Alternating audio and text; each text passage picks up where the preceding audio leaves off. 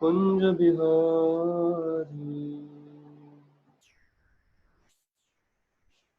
जय गोपी जनवल्लभ गिरिवरधारी। यशोदनंदन ब्रज जनरंजन। यशोदानंदन ब्रज जनरंजन।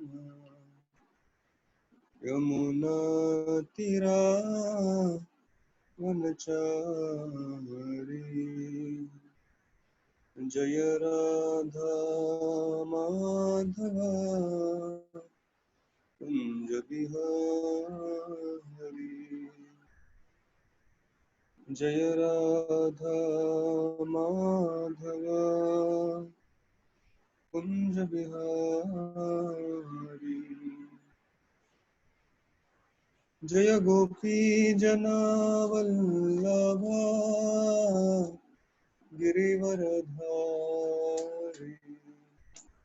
यशोदानंदन व्रज जनरंजन। यमुना तीरा वनचारी। जय राधा माधव कुंज बिहारी। हरे कृष्णा कृष्ण कृष्ण हरे हरे, हरे राम राम राम हरे हरे। हरे कृष्णा कृष्ण कृष्ण हरे हरे, हरे राम राम राम हरे हरे। जय राधा श्याम सुंदर राधे, राधा श्याम सुंदर राधा श्याम सुंदर राधे। प्रभुपाद प्रभुपाद प्रभुपाद जय जय प्रभुपाद। जय गुरुदेव गुरुदेव गुरुदेव जय जय गुरुदेव। श्री नाम जय, श्री प्रभुपाद की जय, अनंत कोटि वैष्णव वृंद की जय। दाई गौर प्रेमानंदे हरि बोल। ओम नमो भगवते वासुदेवाय, ओम नमो भगवते वासुदेवाय, ओम नमो भगवते वासुदेवाय। ओम अज्ञानतिमिरन्धस्य ज्ञानाञ्जनशलाकया चक्षुरुन्मिलितं येन तस्मै श्रीगुरवे नमः। श्रीचैतन्यमनोभीष्टं स्थापितं येन भूतले स्वयं रूपः कदा मह्यं ददाति स्वपदान्तिकम्। वन्देऽहं श्रीगुरो श्रीयुतापदकमलं श्रीगुरून् वैष्णवांश्च श्रीरूपं साग्रजातं सहगणरघुनाथान्वितं तं सजीवं सद्वैतं सावधूतं परिजनसहितं कृष्णचैतन्यदेवं श्रीराधा कृष्णपादान् सहगणललिता श्रीविशाखान्वितांश्च। हे कृष्ण करुणा सिंधु दीनबंधु जगतपते गोपेश गोपिका कांता राधा कांत नमस्तुते। तप्त कांचन गौरांगी राधे वृंदावनेश्वरी वृषभानुसुते देवी प्रणमामि हरिप्रिये। वाञ्छा कल्पतरुभ्यश्च कृपा सिन्धुभ्यैव च पतितानां पावनेभ्यो वैष्णवेभ्यो नमो नमः। नमो विष्णुपादाय कृष्णपृष्ठाय भूतले श्रीमते भक्तिवेदांत स्वामी नित्य नामिने। नमस्ते सारस्वती देवी गौरवाणी प्रचारिणे निर्विशेष शून्यवादी पाश्चात्य देशतारिणे। जय श्री कृष्ण चैतन्य प्रभु नित्यानंद श्री अद्वैत गदाधर श्रीवासदि गौर भक्तवृंद। हरे कृष्णा कृष्णा कृष्णा हरे हरे, हरे राम राम राम हरे हरे। हरे कृष्णा। सभी भक्तों का स्वागत करते हैं जूम क्लास में गीता के 13वें अध्याय में, जहाँ पर हम ज्ञान योग या ज्ञान की कुछ बातें यहाँ पर चर्चा कर रहे हैं। तो आज हम सुबह श्रील प्रभुपाद की कुछ लीलाएं सुन रहे थे श्रीमान गौरांग प्रभु के मुख से। प्रभु जी बता रहे थे कि 50 साल पहले 1970 में जब रामनवमी के दिन श्रील प्रभुपाद अपने कई सारे अमेरिकी शिष्यों के साथ भारत में पदार्पण किए, तो उस समय भारतीयों ने जिस प्रकार श्रील प्रभुपाद का स्वागत किया वो बहुत ही विचित्र था। कुछ जगह पर जो धार्मिक लोग थे उन्होंने तो उनका स्वागत किया, लेकिन बहुतांश लोग श्रील प्रभुपाद और उनके शिष्यों के ऊपर संशय कर रहे थे, उंगली उठा रहे थे, सीआईए एजेंट है करके उनको बोल रहे थे।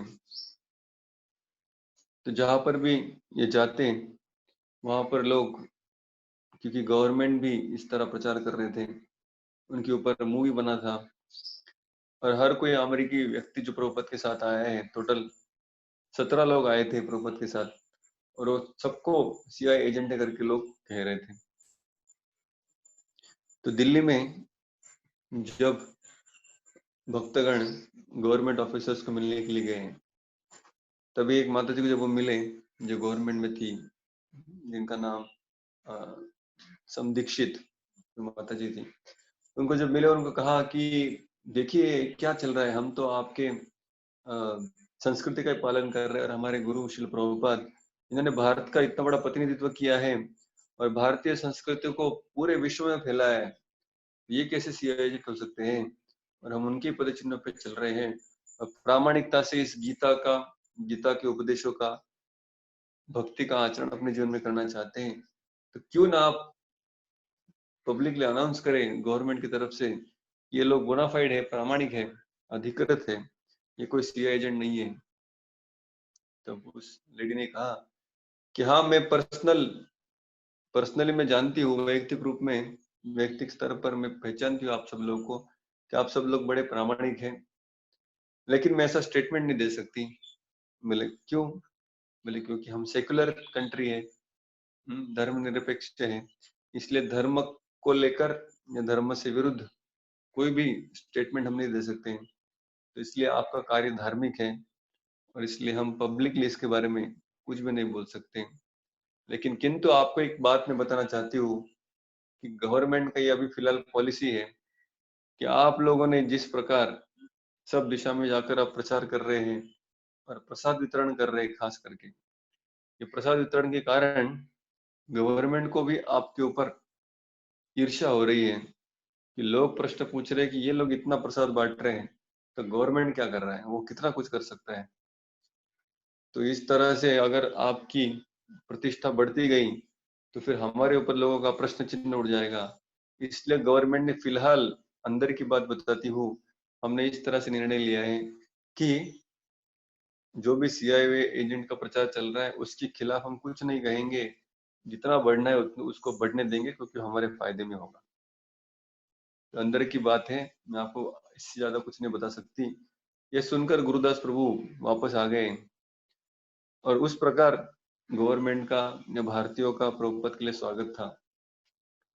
उसी दिल्ली में पिछले हफ्ते जब इस कोरोना के चलते इस्कॉन के मंदिरों ने इतनी भारी मात्रा में प्रसाद बांटा फिर एक बार, और कई सालों से बांटते आ रहे हैं, और खास करके जो दिल्ली के मंदिर है, वहां के जो टेम्पल प्रेसिडेंट है, उन्होंने इतने पैमाने में प्रसाद बांटा है कि रोज 3 लाख कम से कम लोगों को खिलाते हैं, एक भी दिन उसमें गैप नहीं है। तो जब केजरीवाल सरकार ने उनकी ये जो उनका अनुदान था इसको देखा, तो सरकार ने खुद एक वीडियो बनाया और जिसमें कहा इस्कॉन हमारा पार्टनर है और ये मदर एनजीओ है, ये ऐसा नॉन गवर्नमेंट ऑर्गेनाइजेशन है कि जो एक माता की तरह सारे पीड़ित लोगों का ख्याल रख रहा है, सबको प्रसाद खिला रहा है। तभी गवर्नमेंट खुद सामने से आकर हाथ मिला रही है, गवर्नमेंट खुद सामने से आकर अपनी प्रशंसा में वीडियो बना रही है। ये बहुत ही महत्वपूर्ण है कि इस्कॉन प्रभुपाद ने स्थापन किया, इंडिया में लेकर आए 1970 में, लेकिन 2020 लगा जब गवर्नमेंट ने खुद अपने पैसों से उसके लिए वीडियो बनाया। पहले तो उसके खिलाफ मूवी बनाया था, लेकिन अभी इस्कॉन को समझकर प्रो इस्कॉन, इस्कॉन की प्रशंसा करते हुए ग्वाही दे रहे हैं। तो प्रभु जी बता रहे थे कोई भी अच्छी चीज को बढ़ने के लिए बहुत समय लगता है। 50 साल चले गए हमें अपने आप को भारत में स्थापन करने के लिए। न जाने कितने लोगों ने इसमें अनुदान दिया है, सहयोग दिया है और अपना योगदान दिया है, जिसकी वजह से आज हम तो आज हमारे लिए भक्ति करने के लिए कोई भी बाधा नहीं है। जितनी बाधा है श्रील प्रभुपाद के शिष्यों को यहाँ पर हुई।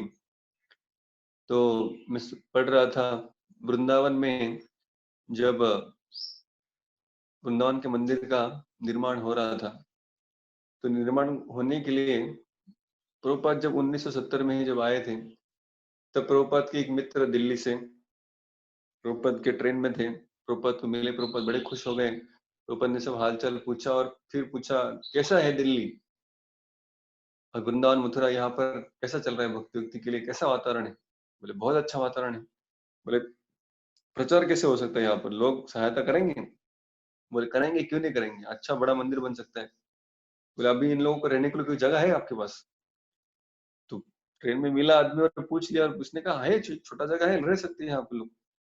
तुरंत प्रभुपाद ने गुरुदास और यमुना माता जी जो पति पत्नी थे और कुछ गिने चुने लोगों को कहा कि तुरंत अपना सामान पैक कर लो, आप लोग इधर ही उतर जाओ। तो प्रभुपाद अमृतसर से आ रहे थे गोल्डन टेम्पल एक्सप्रेस से, मेल से, और गोल्डन टेम्पल मेल दिल्ली से गुजर रही थी और उधर ही यमुना माता जी और गुरुदास प्रभु को उतार दिया गया।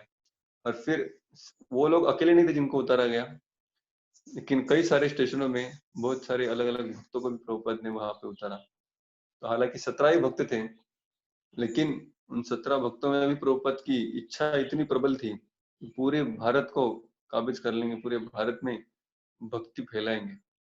यमुना माता जी अपनी पुस्तक में लिखती है, जब वृंदावन मंदिर का निर्माण हो रहा था तो उस समय स्थिति इतनी खराब थी, यमुना माता जी सारे टीम में एक ही माता जी थी, बाकी सब प्रभु जी लोग थे और उनके लिए रहने के लिए भी कोई जगह नहीं था। तो प्रभुपाद का जो रूम था राधा दामोदर मंदिर में, वहां पर वो रुकते थे। उन लोगों के लिए सर्दी गर्मी जो भारत का वातावरण था वो बहुत ही ज्यादा एक्सट्रीम भयंकर था, खास करके यमुना माता जी के लिए जो एक अकेली माता जी थी। तो वो अपनी पुस्तक में लिखती है कि पूरा उनका बेडशीट या टॉवेल वो सब गीला करके वो जमीन पे डालती थी और दूसरा बेडशीट गीला करके ऊपर से ओढ़ती थी, तब जाकर उस गर्मी में वो सहन कर पाती थी। और वो लिखती है माता जी लोग के लिए अलग से कुछ व्यवस्था वहां पर नहीं था। कुछ दिन के पश्चात उनको, जहाँ पर अभी अपना कृष्ण बलराम मंदिर है वृंदावन में, वहां पर वो लोग शिफ्ट हो गए रहने के लिए। तो वहां पर नहाने के लिए सबको एक ही फैसिलिटी था, और माता जी लोग को कहा था, मतलब यमुना माता जी को कहा था कि जब प्रभु जी लोग नहाने के लिए जाएंगे उसके पहले आपको जाना है वहां पर। तो इसका मतलब उनको समझ दिया गया था सुबह 2:30 बजे से लेकर 3 बजे तक ही आपको नहा लेना है, उसके पश्चात प्रभु जी लोग नहाना चालू करेंगे। तो सोचिए सुबह 2:30 बजे रोज उठना पड़ता था, और 2:30 बजे उठकर बाथरूम की व्यवस्था किया थी। कंस्ट्रक्शन चल रहा था, ज्यादा कुछ फैसिलिटी था नहीं, तो कंस्ट्रक्शन करने के लिए जो ईंट भिगाते थे, एक जमीन में गड्ढा करते थे बड़ा, और गड्ढे में पानी भरते थे और उसमें ही ईंट भिगो कर रखते थे जो दूसरे दिन कंस्ट्रक्शन के लिए यूज होता था। तो उसी डबके में जाकर डुबकी लगा के आने का वही है स्नान। तो यमुना माता जी को भी उसी डबके में जाकर स्नान करना पड़ता था, वो भी 2:30 बजे। और प्रश्न ये था कि जब वो उठ के आती थी तो वो डबका भी कल जहाँ पर था वहां पर होगा, इसका कोई गारंटी नहीं, कि जैसे जैसे कंस्ट्रक्शन आगे बढ़ेगा वैसे वैसे वो गड्ढा कभी कभी अलग अलग जगह पर शिफ्ट होता था। और वो लिखती है हमारे पास कुछ अच्छे टॉर्चेस भी नहीं थे, कोई दिए भी नहीं थे कि जाके हम उसको ठीक से ढूंढ पाए। तो वो कहती है एक बार वो गई उस गड्ढे के पास नहाने के लिए, तो उन्होंने देखा कि उस गड्ढे के अंदर में कुछ घूम रहा है, और आधी प्रकाश में उनको दिखाई दिया कि एक सुअर उस गड्ढे के पानी में बैठा है गर्मी के कारण, और उसका पूरा शरीर गड्ढे के अंदर है, सिर्फ उसका सर बाहर लटक रहा है। तो उन्होंने आवाज देकर उसको भगाया वहां से, और फिर उसी गड्ढे में माता जी ने वापस स्नान किया।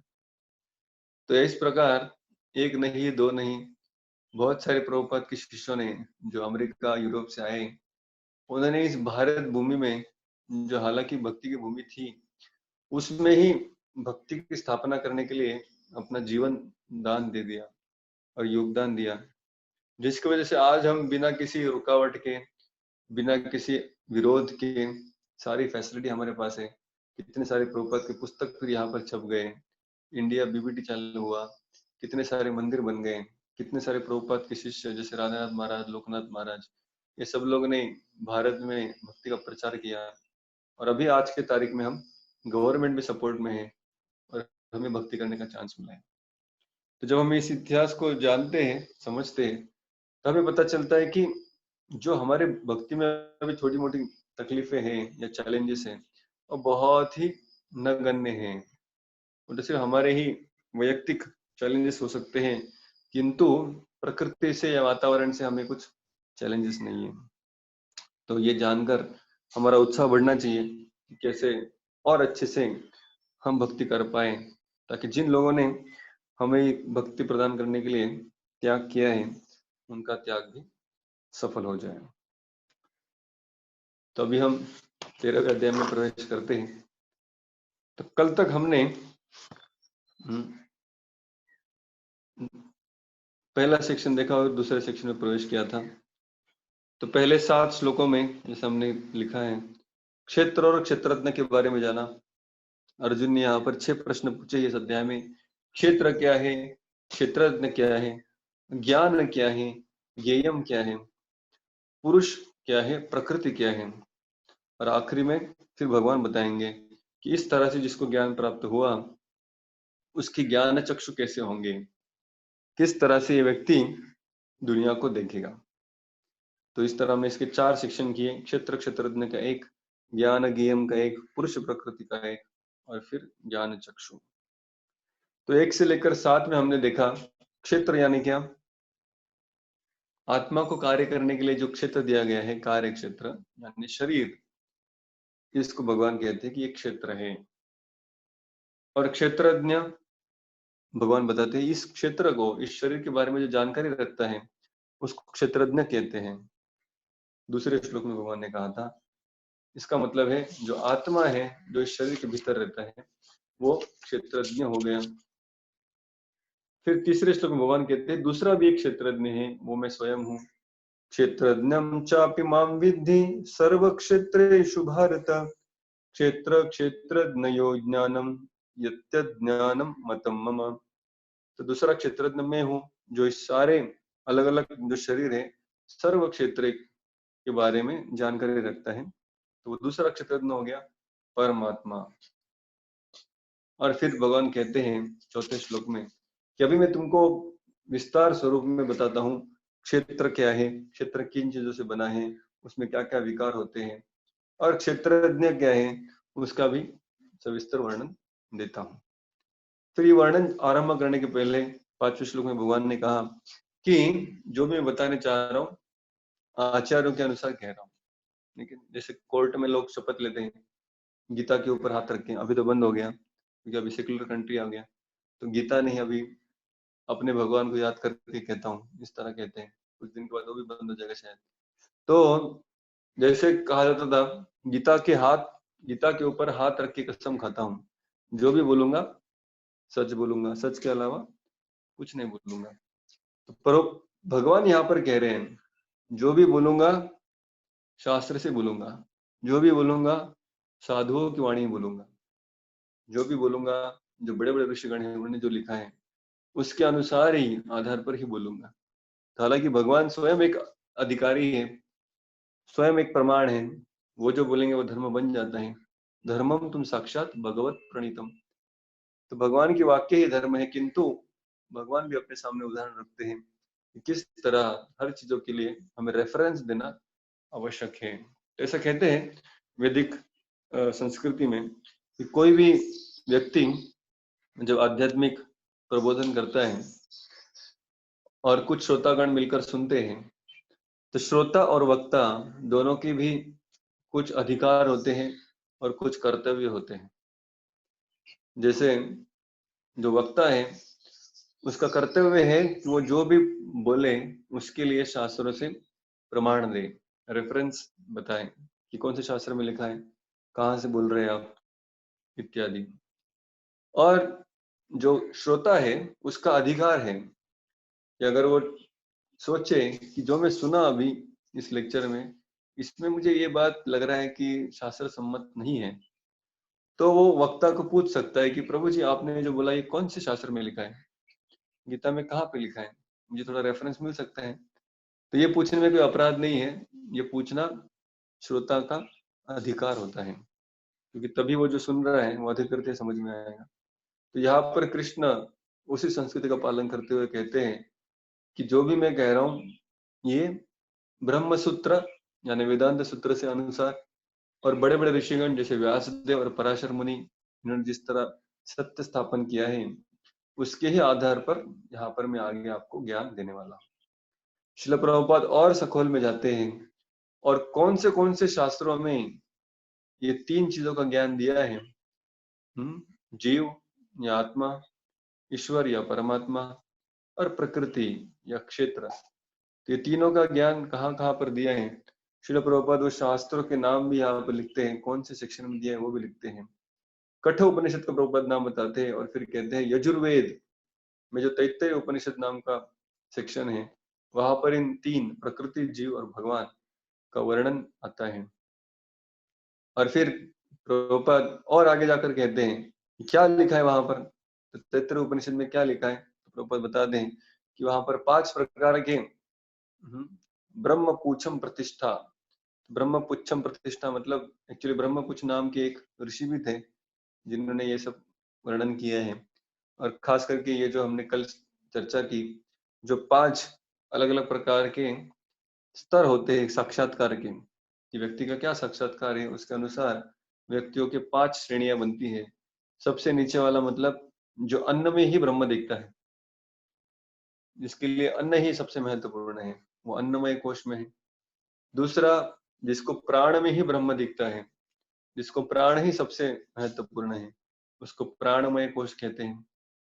तीसरा, जो ज्ञानमय कोश में है, जिसको ज्ञान या समझ, बुद्धि और मन, इसके गुणों में ही ब्रह्म दिखता है, यही अपनी पहचान है, इस तरह वो समझता है, वो हो गए ज्ञानमय कोश। और फिर आगे है जो आत्मा को समझने लगता है, आत्मा को ही ब्रह्म समझता है, वो है विज्ञानमय कोश। लेकिन उससे भी आगे है जब व्यक्ति परमात्मा का ज्ञान प्राप्त करता है, उसे कहते हैं आनंदमय कोश। प्रभुपाद बार बार बताएं chant Hare Krishna be happy.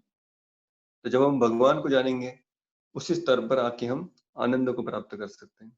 तो प्रभुपाद आगे लिखते हैं कि उस तैत्तरीय उपनिषद में लिखा है कि ये जो पहले 3 स्तर है, अन्नमय, प्राणमय, ज्ञानमय, ये सारे शरीर के स्तर पर है, यानी क्षेत्र के स्तर पर है। किंतु जो बचे हुए 2 है सबसे ऊपर वाले, विज्ञानमय और आनंदमय, ये आत्मा और परमात्मा से निगड़ित है, यानी ये दोनों भी कौन है, क्षेत्र नहीं है, क्षेत्रज्ञ है। तो इस प्रकार से तैत्तरीय उपनिषद में भी क्षेत्र और क्षेत्रज्ञ के बारे में, आत्मा, परमात्मा और शरीर के बारे में वर्णन आया है, इस तरह प्रभुपाद ने कहा। और फिर कृष्ण अगले श्लोक में कहते हैं कि क्षेत्र क्या है, किस किस चीजों से बना है, और फिर 24 तत्व क्या है, उनकी गिनती वो करा देते 6ठे और 7वें श्लोक, तो वो भी हमने कल देखा। तो आज हम फिर अब आगे जाते हैं, जो अगला सेक्शन है 8 से 12, जिसमें भगवान ज्ञान क्या है उसके बारे में वर्णन करने वाले हैं। तो कल हमने श्लोक पढ़ा था, अमानित्वम अदम्भित्वम अहिंसा क्षांति मार्जवम आचार्य उपासनम शौचम स्थैर्यम आत्म विनिग्रह। तो इसमें हमने देखा कि प्रभुपाद कृष्ण अलग अलग प्रकार के सद्गुण बता रहे हैं, जो गुण ज्ञान प्राप्त करने के लिए बड़े आवश्यक है।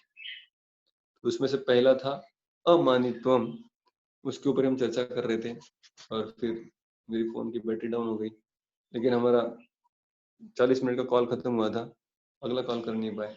तो अमानित्व के बारे में हमने कल चर्चा की कि ये जो गुण है, कौन सा भी ज्ञान प्राप्त करने के लिए अमानित्व बहुत जरूरी है। जब तक व्यक्ति नम्र नहीं बनता तब तक उसे ज्ञान प्राप्त नहीं हो सकता। इसकी चर्चा हमने दूसरे अध्याय में भी की थी, जब अर्जुन ने अपने आप को शिष्य घोषित किया श्री कृष्ण के सामने। तो प्रभुपद यहाँ पर अमानित्वम या नम्रता, इसकी व्याख्या हैं। तो नम्रता शब्द हम बहुत यूज करते हैं, इसका उपयोग करते हैं, किंतु वास्तव में नम्रता क्या है उसको प्रभुपद यहाँ पर डिफाइन करते हैं, उसकी व्याख्या देते हैं। प्रभुपद कहते हैं अमानित्व म्हणजे मनुष्याने लोकांकडून मान प्राप्त करण्यास उत्सुक असू नये, कि व्यक्ति ने बाकी लोगों से सम्मानित होने की अपेक्षा नहीं रखना। तो हमें लगता है कि नहीं, नम्रता मतलब खुद को कोसते रहना, खुद के बारे में कम समझना या खुद को कम समझना बाकी की तुलना में, अपने आप की ही गलतियां निकालते रहना। तो ये तो बहुत ही निगेटिव एक्सप्लेनेशन हो गया ह्यूमिलिटी का, नकारात्मक वर्णन हो गया। ऐसा करेगा तो व्यक्ति डिप्रेशन में चला जाएगा। नम्रता मतलब उसके दो गुण हैं, एक कि मैं पतित हूँ, ये पहला उसका अंग है, और दूसरा भगवान महान है, ये दूसरा अंग हो। तो अगर हम सिर्फ भगवान महान है जानेंगे तो फिर हम उनके पास जाएंगे नहीं, और दूसरा अगर हम सिर्फ अपने आप को पतित ही मानेंगे और भगवान के पास जाएंगे नहीं तो डिप्रेशन में चले जाएंगे। तो इन दोनों का कॉम्बिनेशन आवश्यक है कि मैं स्वयं भगवान को प्राप्त करने के लायक नहीं हूँ, मुझ में इतनी पात्रता नहीं कि मैं भक्ति कर पाऊं, मुझ में इतनी पात्रता नहीं कि भगवान को देख पाऊं, किंतु मुझ में कॉन्फिडेंस नहीं है, किंतु भगवान में कॉन्फिडेंस है। मुझे विश्वास है कि भगवान महान है, वो दयालु है, कृपालु है, और वो मुझे आगे ऊपर उठा सकते हैं। तो ये दोनों को कॉम्बिनेशन को कहते हैं नम्रता। क्योंकि जैसे हम देखते हैं, फेमस उदाहरण आता है चैतन्य चरितामृत में, जहाँ पर कृष्णदास कविराज गोस्वामी, जो चैतन्य चरितामृत के वक्ता है, रचयिता है, ऑथर है, लेखक, वो लिखते हैं कि मैं तो बड़ा ही तुच्छ व्यक्ति हूँ, इतना तुच्छ हूँ, इतना तुच्छ हूँ कि मुझसे ज्यादा पतित मिलेगा ही नहीं। जैसे हम भी गाते हैं ना, मौसम पतित प्रभु ना पाई प्यार, मुझसे ज्यादा पतित आपको मिलेगा ही नहीं। तो वो इतना अपने आप को कोसते, वो कहते कि जगाई मदाई भी मुझसे अच्छे थे, क्योंकि वो तो ब्राह्मण परिवार में जन्मे थे और आपका नाम गान भी करते थे। मैं तो सब भक्तों में सबसे पतित हूँ। वो कहते भक्तों में ही नहीं, सारे जीवों में भी मैं पतित हूँ। सारे स्पेसीज ले लो, उसमें भी सबसे जो एकदम नीच जाति है, नीच योनि है, वो मैं हूँ। और वो और आगे जाकर कहते हैं कि जो विष्ठा में कीड़े होते हैं मनुष्य के, उस विष्ठाओं के कीड़े से भी पतित हूँ। बाप रे, इतना तो हमको कोई विचार भी नहीं कि इतना भी कोई पतित हो सकता है। अभी इतना बोलने के बाद भी वो कहते हैं कि लेकिन आप मुझे आशीर्वाद दीजिए, मैं ये चैतन्य चरितामृत ग्रंथ लिखने जा रहा हूँ क्योंकि भक्तों ने मुझे आज्ञा दी है। तो भी कोई पूछेगा, अरे लॉजिक ही नहीं बनता, आप तो अपने आप को इतना पतित मान रहे हैं, इतना नगण्य समझ रहे हैं, मगर फिर भी बड़ा साहस करके आप इतना बड़ा ग्रंथ लिखने जा रहे हैं, वही भगवान के चरित्र के ऊपर। तो आप सच बोल रहे हैं या झूठ बोल रहे हैं? तो आप अपने आप को पतित भी मानते हैं लेकिन बड़े बड़े कार्य करने के लिए भी निकल गए, तो ये क्या है? तो इसलिए भक्तिवेदांत ठाकुर कहते हैं ये कॉम्बिनेशन है। ये कॉम्बिनेशन किसका है? मेरी क्षमता नहीं है, किंतु भगवान उदार है, भगवान के भक्त उदार है। वो जब आज्ञा देते हैं, वो जब शक्ति प्रदान करते हैं, तो पंगुम लंघयते गिरिम, मुखम करोति वाचालम, मुखम करोति वाचालम, पंगुम लंघयते गिरिम, यत कृपा तमहम वंदे श्री गुरुम दीनतारिणम। तो ये प्रार्थना में क्या है? कोई पंगु भी है, वो भी पर्वत लांग के चला जाएगा। जो अंधा है वो भी देख पाएगा। कैसे? आपकी कृपा से। जैसे हिंदी में भजन भी है, मेरा आपकी कृपा से सब काम हो रहा है। करते आप है लेकिन नाम मेरा हो रहा है।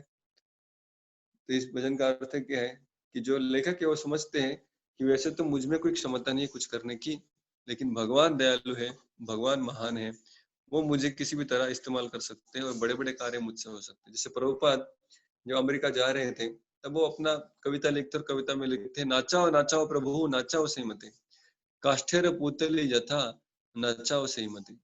कि मैं तो भक्ति वेदांत मेरा सिर्फ नाम नाम मात्र के लिए भक्ति वेदांत हूँ, मुझे भक्ति मालूम नहीं है और वेदांत भी मालूम नहीं है। तो कोई कहेगा अरे आपको अगर भक्ति मालूम नहीं है, वेदांत भी मालूम नहीं है, तो फिर आप भक्ति वेदांत तात्पर्य क्यों लिख रहे हैं? गीता भागवत के ऊपर तात्पर्य लिखे जा रहे हैं, आप कमेंट्री लिखते जा रहे हैं। ये तो बड़ा समझने के लिए मुश्किल है। लेकिन प्रभुपाद कहते हैं मैं नहीं लिख रहा हूँ, कृष्ण लिख रहे हैं। जैसे एक बार रिपोर्टर आए पूछने के लिए श्रील प्रभुपाद को, स्वामी जी इतने सारे पुस्तक आपने कैसे लिख दिए? तो रिपोर्टर तो अभक्त था, तो प्रभुपाद ने कहा मैंने कहा लिखे, ये तो कृष्ण ने लिखे हैं। तो रिपोर्टर घबरा गया, बोले ये क्या है यार, कृष्ण ने लिखा है। वो समझ ही नहीं पाया, गॉड पर्सनल हैज रिटन, वो समझ नहीं पाया। वो प्रश्न पूछने वापस, तो प्रभुपाद के बाजू में जो एक शिष्य खड़े थे, वो आकर कहे कि नहीं नहीं नहीं स्वामी जी कहना चाह रहे हैं, मतलब कृष्ण ने प्रेरणा दी और उन्होंने लिखा। प्रभुपाद ने सुन लिया। प्रभुपाद ने कहा who are you to interpret my statements, तू क्यों बीच में ना घुसा रहा है, मैं कह रहा हूँ ना कृष्ण ने लिखा। तो रिपोर्टर और घबरा गया। फिर वो शिष्य समझने का प्रयास किया, मतलब कृष्ण ने उनके द्वारा उनके हाथों से लिखा है, शक्ति कृष्ण की है। प्रभुपाद ने कहा फिर बीच में बोला मैं कह रहा हूँ ना कृष्ण ने ये तात्पर्य लिखे हैं। तो फिर शिष्य शांत हो गए। तो प्रभुपाद पूरा कॉन्फिडेंस था उनको कि मैं कुछ भी नहीं कर रहा हूँ, मैं तो पतित हूँ, लेकिन कृष्ण मुझसे सब कुछ करा रहा है। तो अमानित्व मतलब हम जो भी करते हैं उसके लिए सम्मान की अपेक्षा न करना, ये जानते हुए कि जो भी हो रहा है ये आपकी कृपा से, भगवान की कृपा से जो भी है मैं कर पा रहा हूँ, सिर्फ आपका निमित्त मात्र भविष्य विसर्ज, आपका एक उपकरण बनकर मैं जी रहा हूँ। तो अमानित्व को यहाँ पर प्रॉपर व्याख्या देते हैं कि ये लोगों से सम्मान प्राप्त करने के लिए उत्साही न होना। तो ये देह के साथ जब हमारी झूठी पहचान बनाते हैं तब समझने लगते कि मैं ही करता हूँ और फिर मान सम्मान की अपेक्षा रह जाती है। तो इसलिए मनुष्य ने अपने आप को इस तरफ फंसाना नहीं चाहिए। और बहुत बार कभी कभी आध्यात्मिक क्षेत्र में भी जो थोड़ी बहुत हम भक्ति करने लगते हैं तो उस भक्ति के लिए भी हम प्रतिष्ठा की इच्छा रखते हैं कि भाई चलो भक्ति कर रहा हूँ, इसके लिए तो कम से कम मुझे अप्रिशिएट करे, मुझे सम्मान दे, मेरा गुण गौरव हो, माला पहने, देखो मैंने कांदा लहसुन छोड़ दिया, देखो मैं जप कर रहा हूँ। बोले नहीं, ये सब भगवान की और भक्तों की कृपा से हम कर पा रहे हैं। इसके लिए हमें प्रसिद्धि या मान सम्मान की अपेक्षा नहीं रखनी चाहिए। तो प्रभुपाद कहते हैं आध्यात्मिक विज्ञान में हमने कितनी प्रगति की है ये देखने के लिए ये कसौटी आवश्यक है। ये परीक्षा है उस व्यक्ति की, कसौटी है कि कितना वो सम्मान की अपेक्षा रखता है या नहीं रखता है। तो इस तरह अपने आप को, जैसे बहुत बार भक्त पूछते हैं रोज मैं भक्ति में प्रगति कर रहा हूँ कि नहीं कर रहा हूँ, कैसे समझ आ जाए? तो भक्ति में प्रगति कर रहे हैं कि नहीं कर रहे, प्रभुपाद करिए इस तरह से समझ सकते हैं कि अगर सम्मान की अपेक्षा है अभी भी तो मतलब अभी टाइम है, अभी और आगे बढ़ना है। लेकिन अगर अमानित्वम यानी सम्मान की या स्तुति की कोई अपेक्षा नहीं बचती है तो फिर भक्ति में हमने प्रगति कर लिया ऐसा समझ सकते। तो ये पहला गुण बताया अमानित्व, बहुत ही जरूरी है जिससे हम भगवान की शरण ले पाएंगे। तो इस तरह हर एक गुण के बारे में श्रील प्रभुपाद डिटेल में लिखते हैं, जितना हो सके हम पढ़ेंगे। तो अहिंसा, तो जब जब अहिंसा शब्द आता है तो हमें ऐसा लगता है कि किसी को हिंसा नहीं करना, किसी की शारीरिक ठेच नहीं पहुंचाना। प्रभुपाद जब जब अहिंसा शब्द आएगा तब कहेंगे अहिंसा मतलब प्रचार, प्रचार और प्रसार का कार्य करना मतलब अहिंसा। क्योंकि व्यक्ति को अगर आत्मा को उसका घर नहीं दिखाया तो उसको क्या मदद किया आपने, वो ऐसे ही बच्चा जो माता पिता से गुम हो चुका है, अनाथ अनाथ बच्चे की तरह वो रोता ही रहेगा। तो इसलिए हिंसा मतलब उसको अपने माता पिता के पास नहीं पहुंचाना, और अहिंसा मतलब उसको माता पिता के पास पहुंचने के लिए मदद करना, मतलब कृष्ण भावना का प्रचार करना, यही अहिंसा है प्रभुपाद कहते हैं। शांति यानी सहनशीलता, प्रभुपाद कहते जब कोई अपना अपमान करे तो उस अपमान को सहन करने के लिए हमें सीखना चाहिए। प्रभुपाद उदाहरण देते हैं, प्रहलाद महाराज 5 साल के बालक थे, सिर्फ भक्ति कर रहे थे, ये उनका गुनाह था। तो सिर्फ भक्ति करने से भी लोग उद्विग्न हो जाते हैं। प्रभुपाद ने कहा और अपने जीवन में ऐसा होगा, हम भक्ति कर रहे हैं, उसकी वजह से कुछ लोग उद्विग्न होंगे और हमको यातना देने का प्रयास करेंगे, अपमान करने का प्रयास करेंगे, किंतु हमें उनका ये अपमान सहन करना चाहिए। तो प्रहलाद ने जिस तरह सहन किया, हमें भी सहन करना चाहिए।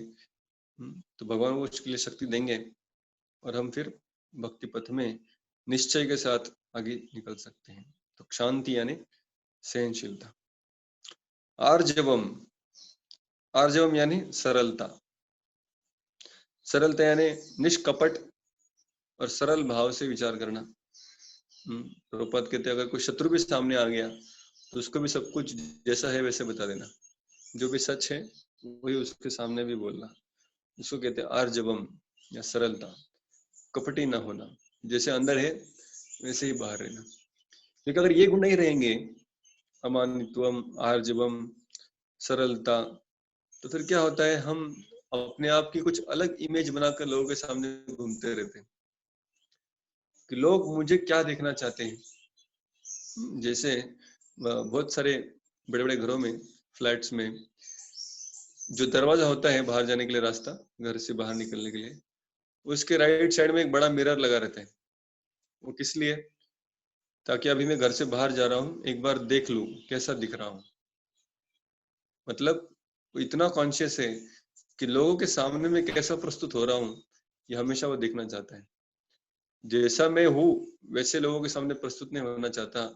लोग कौन से रूप का अप्रिशिएट करेंगे उस तरह से प्रस्तुत होना चाहता हूँ। तो ये जो इच्छा है, तो ये कभी कभी अपने आप को ही फंसाने जैसी है, क्योंकि हम मुखौटे पहन पहन के अलग अलग अपनी पहचान अलग अलग व्यक्ति के सामने प्रस्तुत करते रहते हैं और एक्चुअल में हमारे हृदय में झांक कर देखते ही नहीं कि सच में अंदर क्या चल रहा है, सच में मैं आगे बढ़ रहा हूँ नहीं बढ़ रहा हूँ। तो ये आर्जवम, जो भी हूँ, जब हम अपने आप को जिस तरह है वैसे स्वीकार करेंगे तब आगे प्रगति हो सकती है। फिर वो कहते हैं इंपॉर्टेंट चीज आता है, आचार्य उपासनम। तो शिल प्रभुपाद की पुस्तकों का एक एकेडमिक ने बहुत अच्छे से स्टडी किया और स्टडी करने के बाद उसने कहा बोगस पुस्तकें। बोले क्यों बोगस है? बोले इसमें एक ही चीज बार बार बार बार बार बार बताते रहते हैं, तो कई सारे 2-4 ही पॉइंट है और बार बार रिपीट करते रहते हैं। तो उन्होंने लिस्ट बनाया था कि कौन सी चीजें कितनी बार यहाँ पर पुस्तकों में लिखी गई है, और उन्होंने एक कहा कि एक चीज है जो प्रभुपाद ने सबसे ज्यादा लिखी है, उनके तात्पर्य में बार बार रिपीट करते हैं। एक नंबर प्रभुपाद पॉइंट मिला, तो वो पॉइंट था कि हमें गुरु की शरण ग्रहण करनी चाहिए। तो ये पॉइंट जो है, ये प्रभुपाद ने सबसे ज्यादा अपने पुस्तकों में लिखा है कि हर किसी को मार्गदर्शन की आवश्यकता है और अधिकृत मार्गदर्शन के साथ ही वो भक्ति में प्रगति कर सकता है।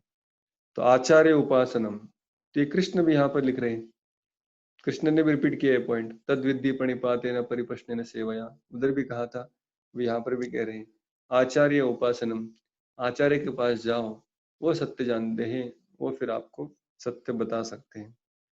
तो गुरु के पास जाएंगे, उनकी सेवा करेंगे तो गुरु प्रसन्न होंगे, गुरु प्रसन्न होंगे तो कृपा की वर्षाव करेंगे, उनके प्रसन्नता में ही कृपा है, और फिर उस कृपा की वजह से हम तुरंत भक्ति में आगे प्रगति कर सकते हैं। जब प्रगति करेंगे तो कृष्ण को तत्वतः जान पाएंगे। फिर आता है शौचम।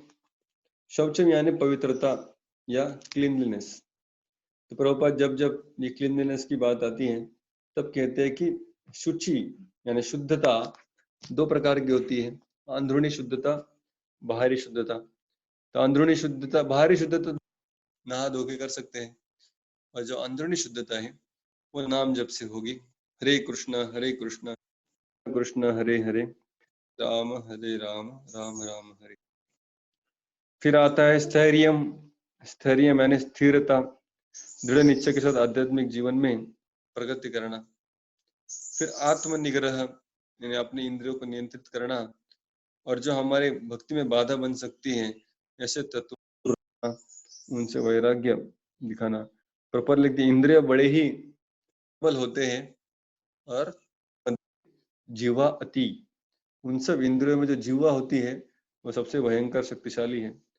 ये सबसे महत्वपूर्ण और सबसे शक्तिशाली अंग है, प्रभुपाद कहते हैं, और सबसे ज्यादा अनियंत्रित होती है। सर्वात महत्वपूर्ण आणि अनियंत्रित इंद्रिय म्हणजे जीवा, ये सबसे इम्पोर्टेंट, क्योंकि अगर इस्तेमाल इसका ठीक नहीं करें तो ये 2 इंच की जीभ पूरे आदमी को पिटवा सकती है। अगर कुछ गलत शब्द बोल दिए किसी को तो बाकी सारी इंद्रियों को भी मार पड़ेगी। तो ये जीवा बहुत महत्वपूर्ण है, लेकिन सबसे ज्यादा अनियंत्रित भी होती है। इसके ऊपर लोगों का रोक बहुत कम होता है। प्रभुपाद कहते हैं जीवा महत्वपूर्ण क्यों? क्योंकि अगर जीवा को अगर कोई नियंत्रित कर ले तो बाकी सारे इंद्रिय उसके अपने आप नियंत्रित हो जाएंगे। तो बहुत बड़ा सीक्रेट प्रभुपाद यहाँ पर बता रहे हैं कि अगर जीवा कंट्रोल करेंगे तो अपने आप बाकी सारे इंद्रिय नियंत्रित हो जाएंगे। तो अभी हमको पूरा अपना ताकत किसमें लगाना है? जीवा को नियंत्रित करने के लिए। प्रभुपाद कहते हैं जीवा के 2 काम है, एक तो खाना और दूसरा बोलना। तो खाना है तो सिर्फ कृष्ण प्रसाद खाना है, बोलना है तो सिर्फ कृष्ण के संबंधित बोलना है, नाम जप करना है। ये अगर हम करेंगे तो जीवा नियंत्रित हो सकती है। तो प्रसाद और हरिनाम जप ये बेसिक मिनिमम अपने लिए जरूरी है। इतने से अगर कोई आरंभ करता है, कोई कितना भी भक्ति में नौसिखा है, नूतन भक्त है, उसको कम से कम ये 2 चीज करना चाहिए, भगवान को भोग लगाकर खाए और नाम जप करे। ये दोनों से जीवा नियंत्रित हो जाएगी और अपने आप बाकी सारी इंद्रिय भी नियंत्रित हो जाएंगी, और फिर उसको भक्ति में आगे बढ़ने के लिए कोई बाधा नहीं होगी। तो प्रभुपाद कहते हैं इसी तरह हमारे सारी इंद्रियों को हमें भगवान की सेवा में लगानी चाहिए। नेत्रों से भगवान का सुंदर विलोभनीय रूप देखना चाहिए, नासिका से भगवान को अर्पण किए हुए फूलों को सूंघना चाहिए, कानों के द्वारा कृष्ण कथा सुननी चाहिए। जिस तरह अम्बरीश महाराज ने अपने सारी इंद्रिय भगवान की सेवा में लगा दिए थे। सवै मन कृष्ण पदारविंदयो वाचांसि वैकुंठ गुणानुवर्णने करौर्हरेर्मन्दिरमार्जनादिषु श्रुतिं चकार अच्युत सत्कथोदये मुकुन्दलिङ्गालये दर्शने दृशो तद्भृत्य गात्र स्पृश अंग संगमम। तो इस तरह से घ्राणम च तत्पाद सरोज सौभगे श्रीमत् तुलस्या रसनात् दर्पिते पादौ हरे क्षेत्र पदाभि पादौ हरे क्षेत्र उसका प्रदक्षिणा करने के लिए, और फिर शिरो ऋषिकेश पदाभिवंदने कामम च दास्य न तो काम कामया यद उत्तम श्लोक जनाश्रयारति। तो अम्बरीश महाराज अपने सारे इंद्रियों से, कानों से कथा सुनते थे, आंखों से भगवान का दर्शन करते थे, हाथों से मंदिर मार्जन करते थे, पैरों से प्रदक्षिणा या धाम की परिक्रमा करते थे। तो इस तरह से नासिका से भगवान को अर्पित तुलसी फूलों को सूंघते थे, तुलसी का स्वाद लेते थे जीवा से। तो इस तरह अपने सारे इंद्रियों को भगवान में सेवा में लगाए थे। क्यों?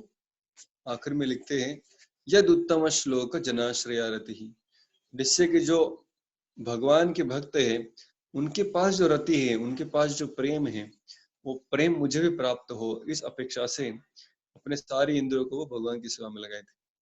हम भी अगर इस तरह आत्मनिग्रह यानी आत्मविनिग्रह यानी अपने सारे इंद्रियों को कृष्ण में लगाएंगे तो हम भी जल्दी ही जो शुद्ध भक्त के हृदय में प्रेम होता है वो हमें प्राप्त हो। फिर अनहंकार एवच, अहंकार को छोड़ना है। तो कहते हैं अहंकार 2 प्रकार के होते हैं, मिथ्या अहंकार और सच्चा अहंकार। मिथ्या अहंकार मतलब मैं देह हूं, और सच्चा अहंकार मतलब मैं आत्मा कृष्ण का दास हूं। तो जो सच्चा अहंकार है उसको नहीं निकालना है, लेकिन जो गलत अहंकार है, मिथ्या झूठा अहंकार है, उसको अपने हृदय से निकालना है।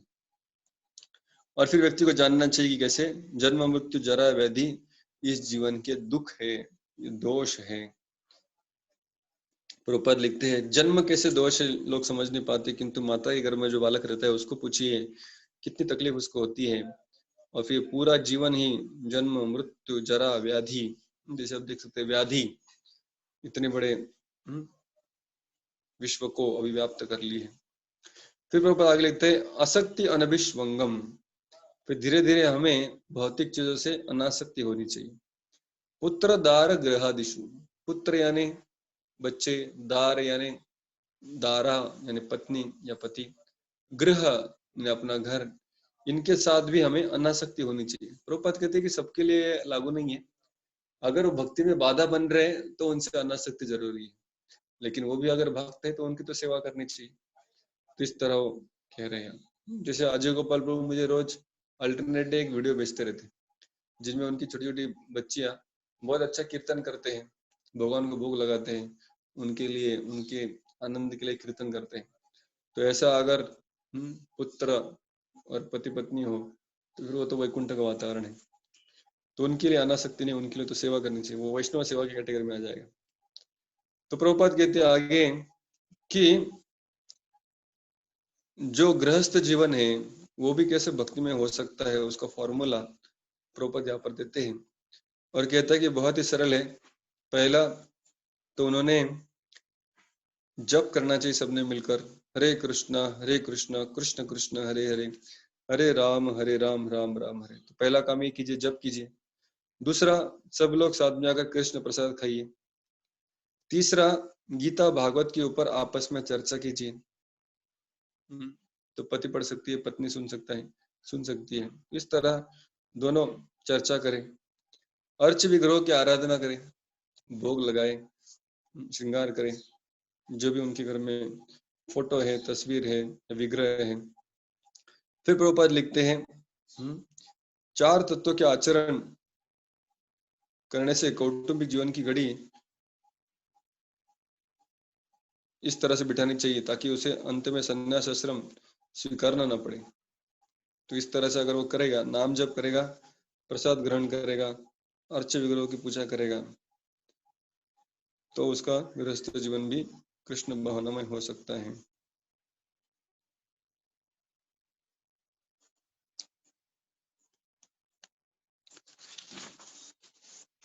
जैसे शिल प्रभुपाद तमाल कृष्ण महाराज के साथ बैठे थे और बता रहे थे कि कैसे शिल प्रभुपाद की जो पत्नी थी वो प्रभुपाद को भक्ति में सहायता नहीं कर रही थी, और प्रभुपाद को बहुत बार प्रभुपाद के पुस्तक जो प्रभुपाद लिखते थे, जो गीता हम पढ़ रहे हैं, ये गीता के तात्पर्य शिल प्रभुपाद ने गृहस्थ जीवन में थे तभी लिख के रखे थे। वो इससे भी बहुत ज्यादा विस्तृत और बहुत ज्यादा स्कॉलरली थे। किंतु एक दिन प्रभुपाद जब अपने कमरे में गए वो सब देखने के लिए, तो उन्हें पता चला कि वहां पर मेरे ट्रांसक्रिप्शन यानी मैंने जो लिख के रखा है वो है ही नहीं।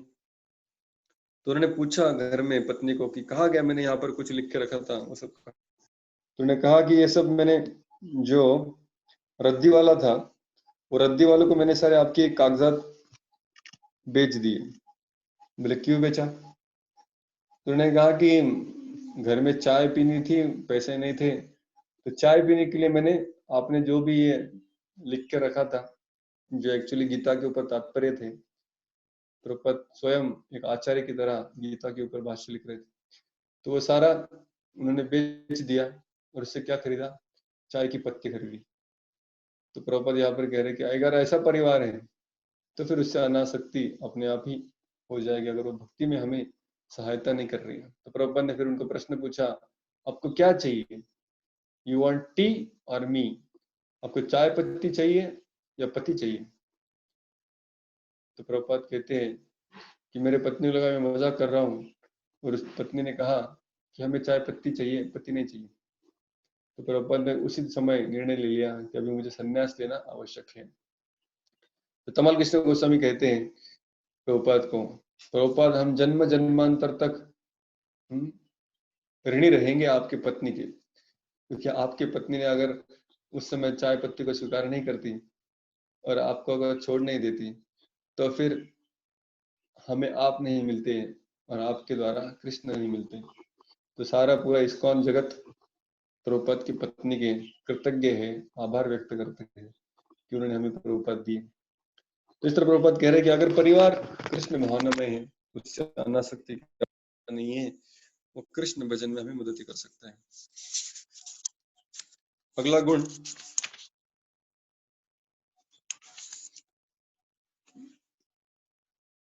पुनः सहनशीलता के बारे में प्रभुपाद समभाव के बारे में लिखते हैं। फिर एकांतवास के बारे में प्रभुपाद लिखते हैं दूसरे पैराग्राफ में इस पेज पर कि एकांतवास मतलब ये नहीं कि जंगल में जाकर अकेले रहना, किंतु कुसंगति का अस्वीकार और भक्तों की संगति में रहना ये जरूरी है। प्रभुपाद इधर भी लिखते हैं कि ये भी एक कसौटी है कि कुसंगति में रहने के बदले अकेला रहना कितना आप अच्छा समझते हैं, ये भी आपकी भक्ति में कसौटी है।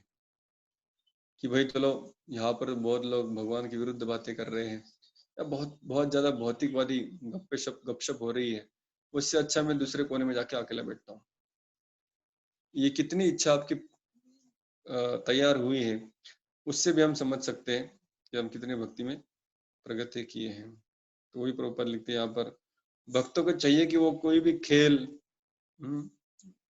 सिनेमा, सार्वजनिक उत्सव या समारंभ इत्यादि में स्वारस्य न रखें, क्योंकि उसे मालूम है कि ये सब में सिर्फ उसका टाइम पास यानी काल अपव्यय होने वाला है, इससे उसे कुछ हासिल नहीं होने वाला। या फिर बाकी जो भी भौतिक पदार्थों के विषय में लोग चर्चा करते हैं, वैदिक संशोधन तत्वज्ञान कहते हैं, वो सब अर्थहीन है, तर्कशास्त्र है, क्योंकि ये जीवन के ध्येय के बारे में चर्चा नहीं करते। जीवन का ध्येय क्या है ऊपर लिखते हैं, मनुष्याने आत्मज्ञान प्राप्ति करण्यासाठी संशोधन करावे अशी या ठिकाणी सांगण्यात आले आहे कि भक्ति कैसे की जाए, भगवान की तरफ कैसे पहुंचे, इस तरह उसे प्रयास करना चाहिए।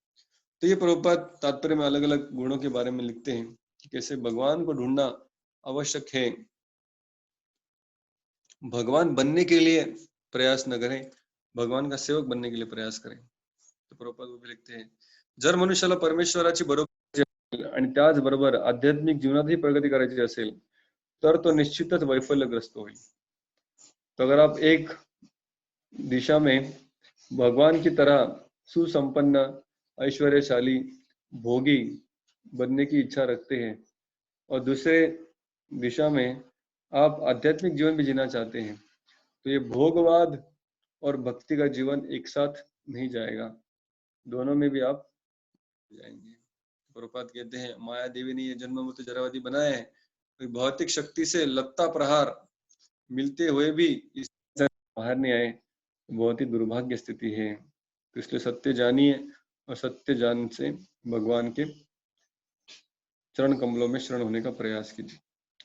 तो इस तात्पर्य में और इस श्लोक में 8 से 12 ज्ञान क्या है, ज्ञान के अलग अलग विभाग क्या है, तो टोटल 20 गुण यहाँ पर बताए गए हैं, अमान्य से चालू करके आखिरी में तत्व ज्ञान दर्शनम, यानी किस तरह से हमें भगवान को, परम सत्य को ढूंढने में जीवन को लगाना है, ना कि माया के लत्ता प्रहार खाते जीवन को जीना है।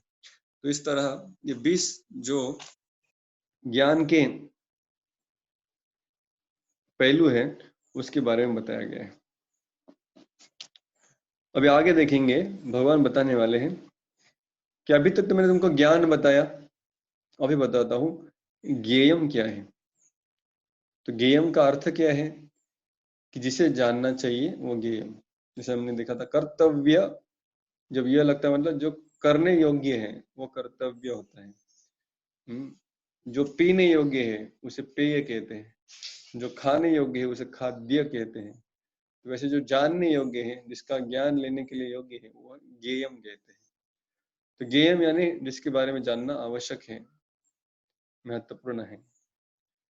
तो जानने के लिए आवश्यक क्या है हमें, सबसे महत्वपूर्ण तो परमात्मा है या भगवान है। तो भगवान अभी उस परमात्मा के बारे में जानकारी अगले 4-5 श्लोक में देंगे। तो बहुत ही इंटरेस्टिंग वर्णन यहाँ पर परमात्मा का आने वाला है। तो पूरे गीता में इस जगह पर ये जो परमात्मा का वर्णन आया है वो बहुत ही सटीक और संपूर्ण है। तो कभी भी हमें परमात्मा के बारे में कुछ डाउट्स है, हु इज परमात्मा, how he behaves, what is his function, तो ये सब इस श्लोकों में, इन श्लोकों में इसका उत्तर हमें मिल सकता है। ज्ञेयं यत्तत् प्रवक्ष्यामि यज्ञात्वा अमृतमश्नुते अनादिं मत्परं ब्रह्म न सत् न असत् उच्यते। ज्ञेयं यत्तत् प्रवक्ष्यामि, अभी ज्ञेय क्या है उसके बारे में आपको बता रहा हूं अर्जुन। यज्ञात्वा अमृतम अश्नुते, जिसे जानने से अमृतम यानी शाश्वत जीवन की प्राप्ति होगी, परम सत्य की प्राप्ति होगी। अनादिम मत परम ब्रह्म, तो ये जो ज्ञेय है, जो आगे बताया जाएगा, परमात्मा है। अनादिम मतलब इसका कोई जन्म कभी हुआ नहीं, इसका कोई आदि नहीं है। मत परम मेरी ही शक्ति है। ब्रह्म यानी कंप्लीटली स्पिरिचुअल है। न सत न असत उच्चते, तो साधारणतः हमारा इस दुनिया का जो अनुभव है, इस दुनिया में दो ही प्रकार की चीजें हैं, एक तो सत या तो असत। सत यानी शाश्वत या स्पिरिचुअल, असत यानी अशाश्वत या नश्वर या भौतिक। लेकिन भगवान कह रहे हैं जो चीज के बारे में अभी बताने जा रहा हूं वो ना तो सत है ना तो असत है। तो आप कहेंगे कैसे कैसे, भगवान भी तो सत्य है ना, सच्चित आनंद है। जैसे हम आत्मा सच्चिदानंद है, भगवान भी सच्चिदानंद है। तो ऐसे कैसे कह रहे भगवान कि न सत्य है न असत है। बहुत महत्वपूर्ण है जानना, क्योंकि इस दुनिया में जो हम आत्मा का अनुभव करते हैं सत्य, और बहुत ही छोटा सा सत्य है, हालांकि वो भी शाश्वत है, अमर है, किंतु ये आत्मा भी भगवान का इतना सूक्ष्म अणु है कि प्रमाण के रूप में तो भगवान से बहुत ही अलग है, किंतु गुणवत्ता के अनुसार भी बहुत छोटा है। मतलब quantitatively soul is smaller, minute, but qualitatively also it is not exactly same as the supreme lord। तो हमारे और भगवान के बीच में प्रमाण का फर्क हम जानते हैं। जैसे प्रभुपाद उदाहरण देते, समुद्र का पानी और समुद्र में से निकली हुई एक बूंद, वो प्रभुपाद उदाहरण देते जनरली कि आत्मा और परमात्मा का क्या अंतर है। तो आत्मा तो बहुत सूक्ष्म है, एक छोटी सी बूंद, और जो परमात्मा है वो बहुत विशाल है, विभु है, अनंत है। लेकिन प्रभुपाद कहते गुण समान है। जो केमिकल कॉम्पोजिशन उस एक ड्रॉप का है वही समुद्र का भी है। तो उसमें से हमने तर्क निकाला था कि quantitatively different but qualitatively same, गुणवत्ता के अनुसार समान है किंतु प्रमाण के अनुसार बहुत अलग है। लेकिन यहाँ पर कृष्ण कह रहे हैं ये जो परमात्मा है न सत न असत। तो इस दुनिया में जो आपका सत का अनुभव है वैसा वाला सत नहीं है। क्या फर्क है, गुणवत्ता के अनुसार भी हमारे में कुछ फर्क है भगवान के और हमारे बीच में। वो क्या फर्क है, वो फर्क ये है कि भले हम भी सच्चिदानंद है, भगवान भी सच्चिदानंद है, किंतु हम जो है भगवान की शक्ति है और खास करके तटस्थ शक्ति है। हम सच्चिदानंद होने के बावजूद भी माया के अधीन आ जाते हैं। माया हमारे ऊपर कभी कभी हावी हो सकती है। अज्ञान हमें हमारे सही पहचान को ढक देता है और फिर हम इस शरीर के साथ अपनी पहचान बनाकर माया के प्रभुत्व में आ जाते हैं। भले ही हम सच्चिदानंद हैं, किंतु भगवान जो सच्चिदानंद है वो कभी भी माया के प्रभाव के अंदर नहीं आते और कभी भी अज्ञान से ढक नहीं जाते, कभी भी अपनी पहचान नहीं भूलते, क्योंकि भगवान जो सच्चिदानंद है वो स्वामी है और हम उनकी एक छोटी सी शक्ति है, और उसमें भी तटस्थ शक्ति है कि बार बार यह सत असत के चंगुल में फंस जाता है। इसलिए यहाँ पर कहा गया है कि अनादि मत परम ब्रह्म न न असत होते। भाषांतर प्रभुपाद लिखते हैं अज्ञेय म्हणजे काय याचे मी तुला आता वर्णन करून सांगतो, जे जाणल्याने तू अमृताचे आस्वादन करू शकशील. अनादी आणि माझ्या अधीन असणारे हे ब्रह्म भौतिक जगताच्या कार्यकारणांच्या पलीकडे आहे. तो भौतिक जगत में जो सत या असत दिखता है, कार्य या कारण है, आत्मा या शरीर है, इन दोनों के भी आगे है. तात्पर्य प्रभुपाद लिखते हैं, क्षेत्र आणि क्षेत्रज्ञाचे वर्णन करून सांगितले आहे.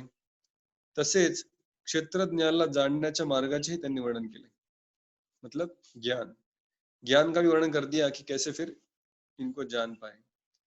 अभी भगवान आता ते ज्ञेयाचे प्रथम आत्मा आणि नंतर परमात्मा यांचे वर्णन करण्यास प्रारंभ करतात. ज्ञेयाच्या ज्ञानाने आत्मा आणि परमात्मा या दोहोंच्या ज्ञानाने मनुष्य अमृतमयी जीवनाचे आस्वादन करू शकतो. दुसऱ्या अध्यायात सांगितल्याप्रमाणे जीव हा नित्य आहे याची सुद्धा या ठिकाणी पुष्टी करण्यात आली आहे.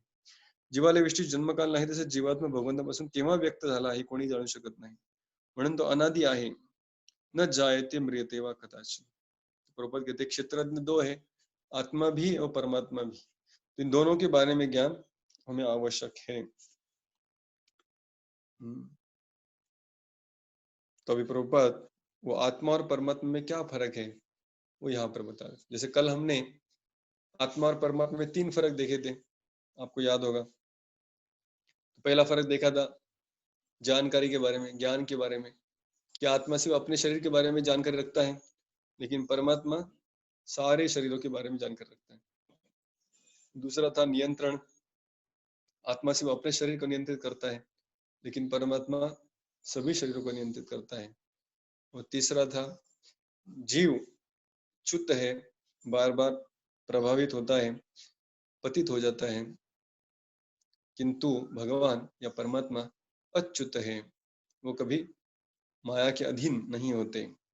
यहाँ पर चौथा फर्क बताया जा रहा है कि जीव आनंद ब्रह्म नहीं है, जीव क्या है, विज्ञान ब्रह्म है. तो हमने जो 5 अलग अलग स्तर देखे थे साक्षात्कार के, अन्नमय, प्राणमय, ज्ञानमय, विज्ञानमय और आनंदमय. तो उसमें आत्मा कौन से स्तर पे था, विज्ञानमय. तो आनंदमय नहीं है. आनंद कब महसूस होगा, जब परमात्मा को जानेंगे.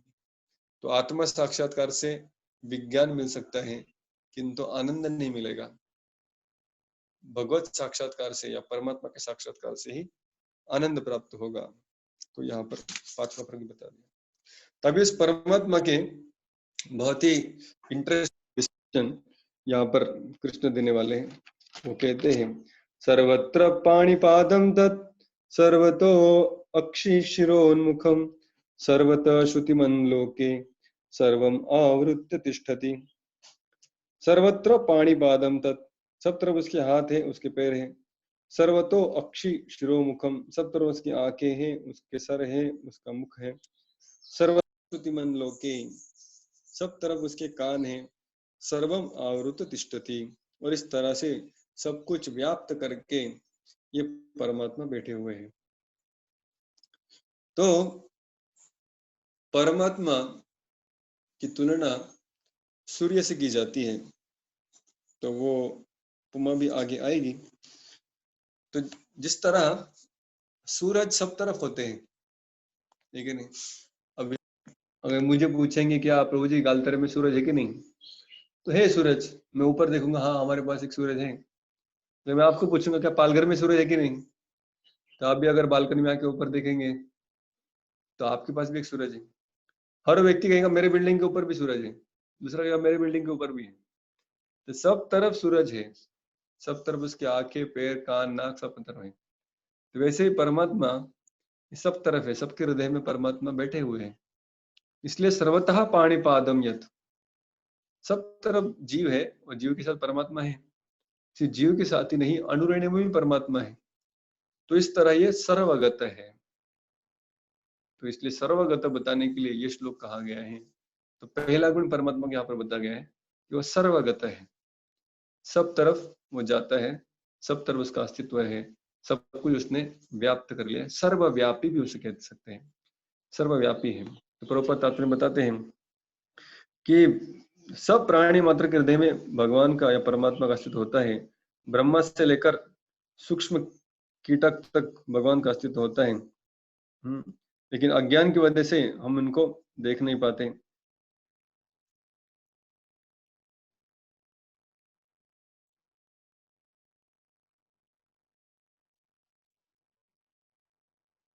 तो प्रभुपाद यहाँ पर और दूसरा चीज बता रहे हैं कि आत्मा आत्मा के भी हाथ पैर आंखें सब कुछ होता है, जैसे परमात्मा के हाथ पैर आंखें सब कुछ है।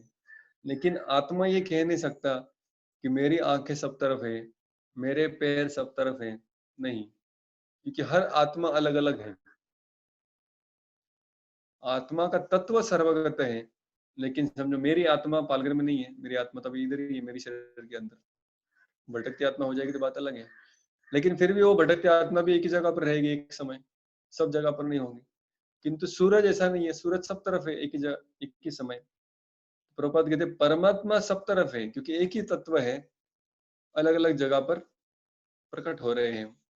इसलिए परमात्मा सेंट्रल प्रोसेसिंग यूनिट एक ही है, और उसके सिर्फ अलग अलग अंश, विभिन्न अंश हर इसी के हृदय में प्रकट है।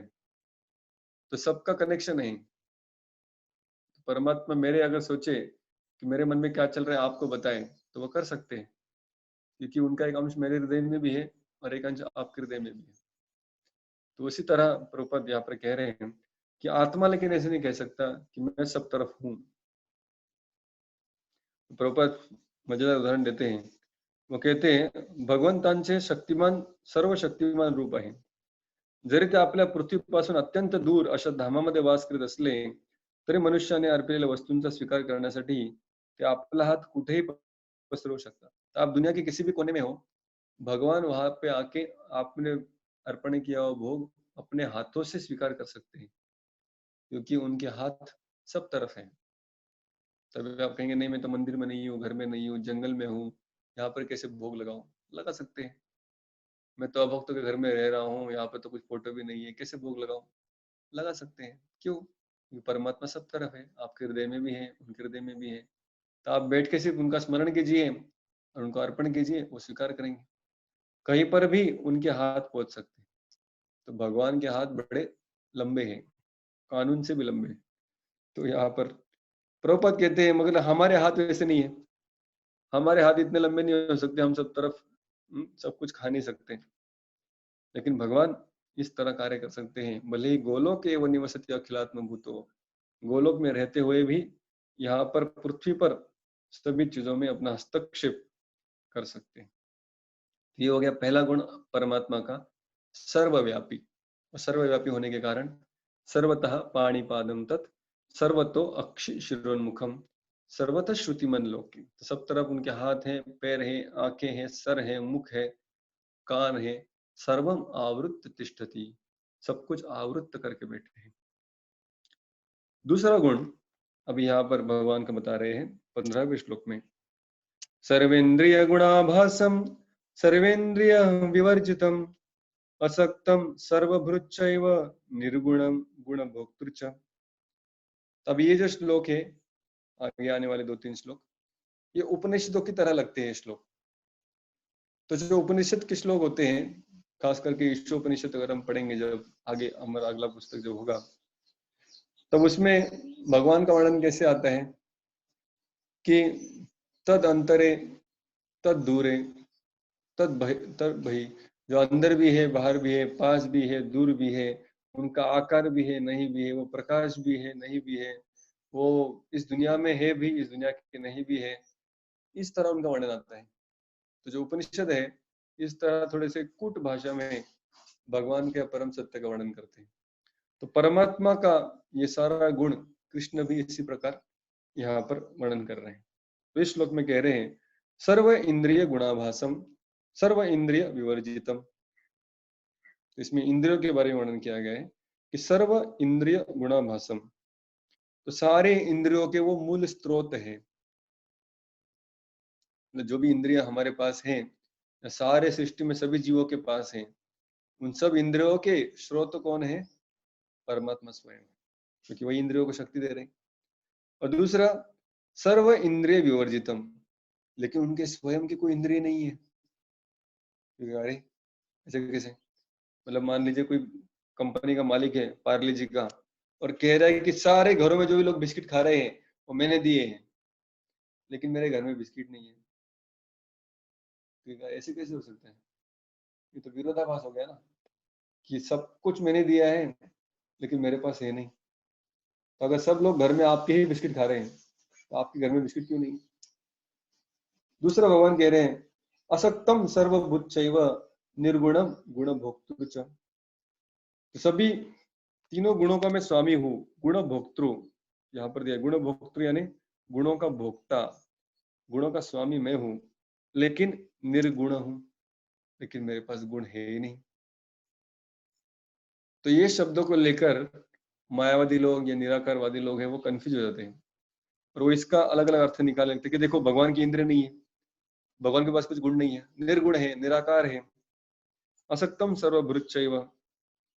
अभी मैं सबका पालन करता भी हूँ, सर्वभृत, सर्वभृत यानी सबका स्वामी, सबका पालन करता हूँ, लेकिन असक्त, असक्त यानी अनासक्त हूँ। तो ऐसा हम तो कभी देखे नहीं इस दुनिया में कि माता पिता बच्चे का पालन पोषण करते हैं किंतु उतने ही उस बच्चे से आसक्ति पे रहते हैं, लेकिन या फिर बच्चे बूढ़े माता पिता का पालन पोषण करते हैं तो उतने ही उनसे आसक्ति में रहते हैं।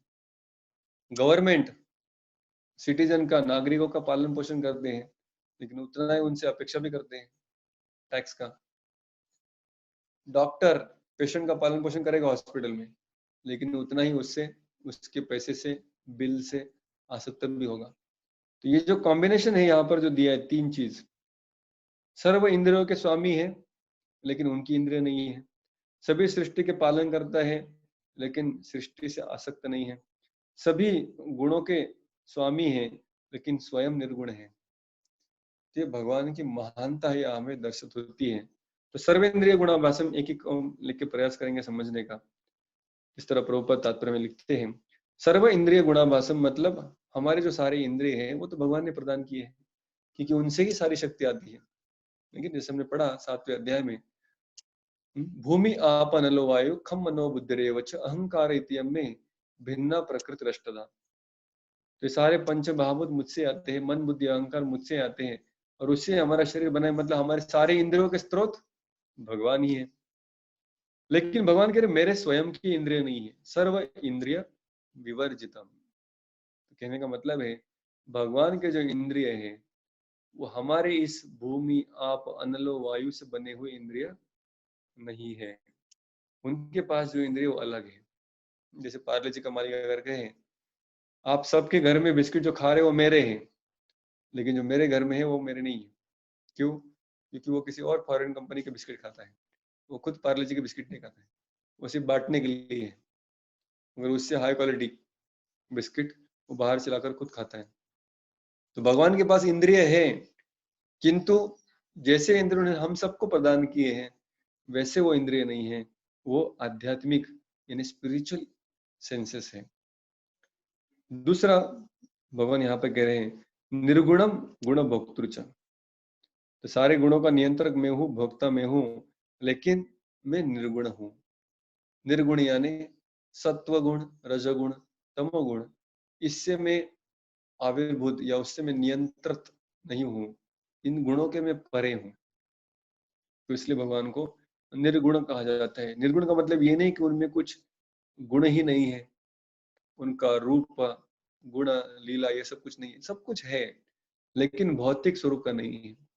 भौतिक स्वरूप में जो भी गुण होते हैं वो इन सत्व रजत तम के अंदर ही आते हैं, किंतु जो आध्यात्मिक जगत की चीजें हैं वो सत्व रजत तम के परे होती है, आध्यात्मिक गुण होते हैं, आध्यात्मिक वैशिष्ट्यपूर्ण भगवान है, इसलिए उनको निर्गुण कहा जाता है या निराकार कहा जाता है।